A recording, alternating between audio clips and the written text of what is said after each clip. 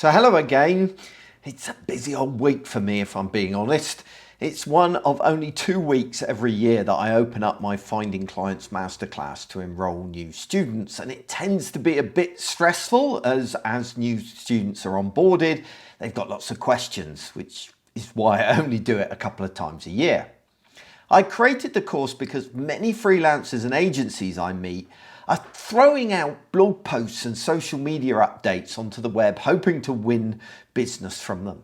Unfortunately, there's no real strategy or structure behind what they're doing. It's just supposed to be done, isn't it? We're supposed to produce blog posts. We're supposed to do social media updates. And so people do. They've no idea whether they're effective or not.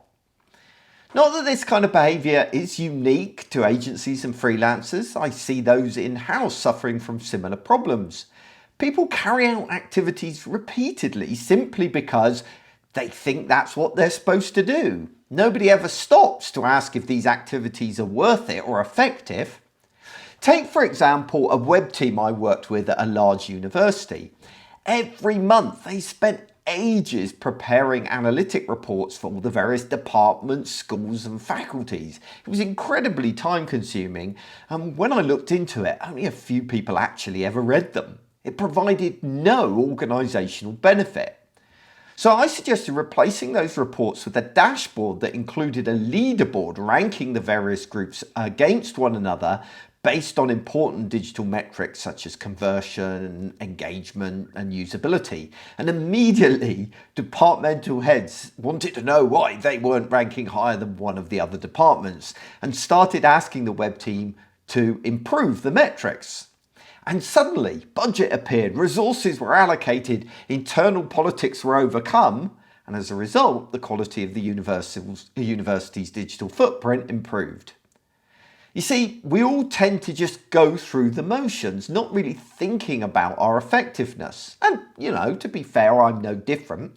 I built my career on podcasting, and I haven't questioned whether it's still relevant until very recently. And in truth, when I did, I kind of came to the conclusion it wasn't particularly for me. It stopped providing value, and that's why I'm stopping the main BOAG World show at the end of this season. It's understandable to make these kinds of mistakes. It's understandable to have this kind of shortfall in our thinking. We can't spend our entire lives second guessing everything that we do in our jobs. If we did, we'd never get anything done.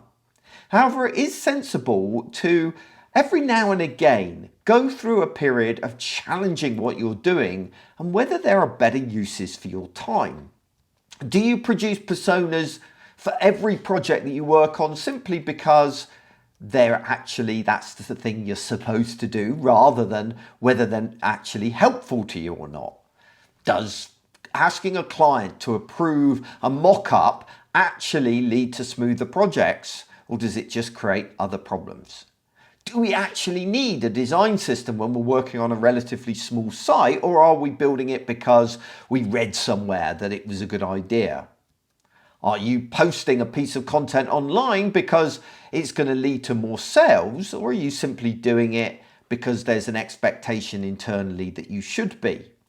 Are we coding in something like React because it's the best fit for the project, or because it's the trendy thing right now? Now, I don't raise those examples for any particular reason. It's merely to point out that many of the decisions that we make are made without consideration as to whether they're right for our particular circumstances.